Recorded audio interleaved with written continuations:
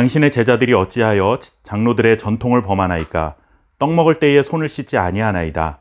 대답하여 이르시되 너희는 어찌하여 너희의 전통으로 하나님의 계명을 범하느냐? 아멘.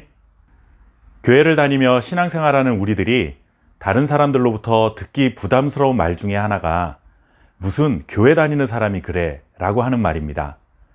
특히 저와 같은 목회자나 목회자 가족들은 그런 부담이 더 큰 것이 사실입니다.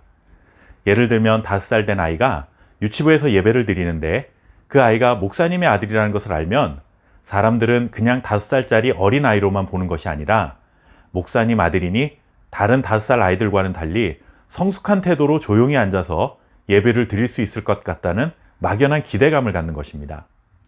그런데 이것이 현실적으로 가능한 일일까요? 목사님의 자녀이건 아니면 오늘 교회에 처음 나온 어느 성도님의 자녀이건 간에 그냥 5살 난 어린아이에 불과하다는 것이죠. 다른 사람들과는 다를 것이라는 높은 기대감을 가져주는 것이 한편으로는 고마운 일이기도 하지만 자칫 그것이 큰 부담이 되어 겉으로만 그런 척하는 위선적인 사람으로 만들 수 있다는 것을 알아야 합니다. 오늘 우리가 함께 읽은 말씀이 이와 비슷한 상황이라고 할 수 있습니다. 바리새인과 서기관들이 어떤 일로 인해 예수님께 항의합니다. 예수님의 제자들이 떡을 먹기 전에 손을 씻지 않고 먹었기 때문입니다. 음식을 먹기 전에 손을 씻는 것은 당시 유대인들이 지켜왔던 전통 중에 하나입니다. 그런데 예수님의 제자들이 전통을 무시하고 떡을 먹고 있으니 예수님께 시비를 건 것이죠. 예수님의 제자라면서 어떻게 이럴 수 있습니까? 라고 말한 것이나 다름없습니다. 그러자 예수님께서는 바리새인과 서기관들을 향해 이렇게 답하십니다.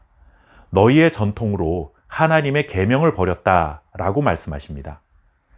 정결의식이라는 전통을 지키지 않은 제자들을 나무래야 할 것 같은데 오히려 예수님은 전통을 잘 지키려 하는 바리새인과 서기관들을 향해 너희가 전통을 지키려고 하나님이 주신 율법을 버렸다라고 질책하신 것입니다. 유대인의 전통이 무엇인가를 알아야 합니다. 바리새인들은 하나님이 주신 율법을 잘 지키는 경건한 삶을 살아가기 위해 자기들 나름대로 규칙을 만들었습니다. 예를 들면 이런 것이죠.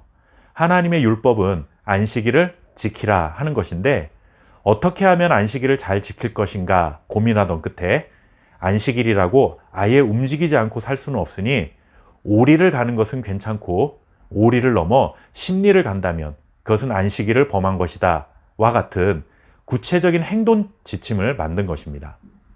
그런데 문제는 시간이 지나면서 안식일을 지키라는 율법의 본질은 사라지고 그 사람이 오리를 걸었는지 아니면 십리를 걸었는지 이런 형식적인 모습만 남게 되었다는 것입니다.